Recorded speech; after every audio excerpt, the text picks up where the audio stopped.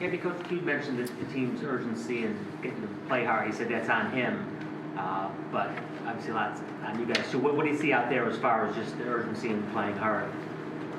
That's not on him. That's on us. He's not out there playing. I mean, he told us what we had to do, how we were going to come out and play, how we needed to play against them, and we didn't do it. We didn't execute. We can't blame him for that situation. He can't make nobody, run harder, crash harder, play defense. He can't make nobody do anything. He can only go so far with it. So, I mean, that's us. We have to step up to the plate, and we didn't do that today.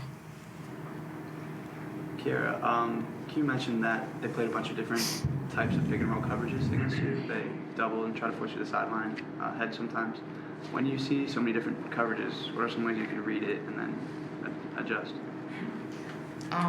Well, I think in the second half, once I get a running start, it's kind of easier. In the first half, I was just stationary, so it made it a little easier for them to ice the ball screens and try to trap them. But, I mean, that's something I noticed in the second half. I just got to get a running start into it. I mean, it's going to be hard for them to guard it.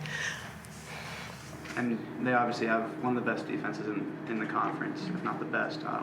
What else did they do well to hold you guys to 40 points in the first three quarters? I mean, they packed the paint. I mean, yeah, I know it was tough for me to attack, and their help side defense was good. I mean, like you said, they're the best team in the conference. I mean, that's what they do.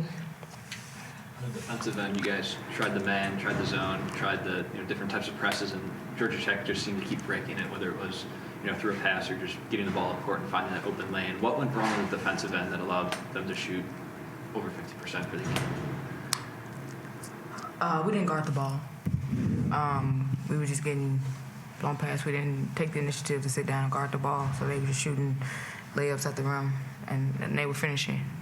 They didn't miss many shots. They shot really good. So yeah, they were just shooting layups. My same question. Your thoughts on SU defense, please? Yeah, pretty much what Gabby said, and I know as a post perspective, I know we let them sail us too deep, and I know that's what stopped us from trying to make a play against them. So I know definitely that was one of the things that I noticed a lot for me and for our other bigs too. And Kara, you've watched this team a long time, even from the days when you were on the team in Ohio State. This team runs up, and SU's team runs, gets a lot of points, transition, up and down. Tonight, barely any transition points, barely any points off turnovers. It's not the SU team people have seen the past couple of years. What are you seeing out there that's different, and how do you turn that around? I mean, well, we didn't stop the ball. They scored every time they got the ball, so I mean that was kind of hard for us to get out in transition.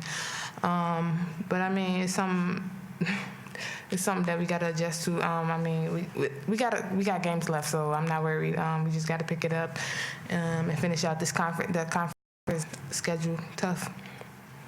Gabby, you're one of the leaders on this team. Back at 500 now. Q said he's trying to find a way to motivate you going forward, or everyone going forward. Where does this team go from here? Right now we're just not playing good right now. We're not playing good. These last two games have been some our worst games that I've played in since I've been here. So we just really gotta find a way. Like you said, he's trying to motivate us, but we gotta find a way to motivate ourselves. We gotta dig deep and make the change ourselves. Like, okay, y'all, this is enough. Like, we need to win. We have to win. We have to play with the will to win, and we're not playing with the will to win. Like, it's different when you lose by 1 or 2 points and it's a possession game. It's like, dang, we messed up right here, we messed up right there. These last 2 games, we just haven't played good the whole game. The whole game was bad. So, like today, we gave up 30 points in the third quarter. We can't do that, and we know that because we've done that before and we've lost big. So it's a common thing. So we know what we can and can't do, and we're not making the adjustment ourselves. So we gotta, like I said, we gotta dig deep and we just gotta make a change. We gotta change our whole perspective. You know what I'm saying? So, like you said, we 50 right now. We 50% right now, 500.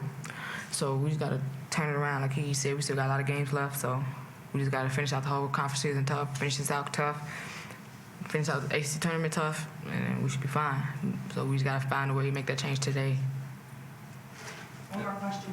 Like that 30-point quarter, are those the same issues that arose during the Oregon game when, 31 points in that third quarter? Was that same issues or different ones that are kind of reappearing now, I guess, for anybody from different perspectives on the court?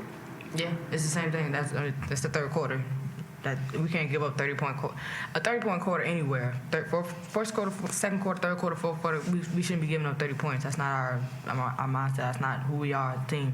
So when we give up 30 points and we score 16, that's a 14-point deficit right there for a quarter. We were already down 14 coming into that quarter, so we can't do those things. So like I said, we know that coming out of halftime, we got to turn it around. So we got to find a way to make that change and not give up those quarters that way. Thank you.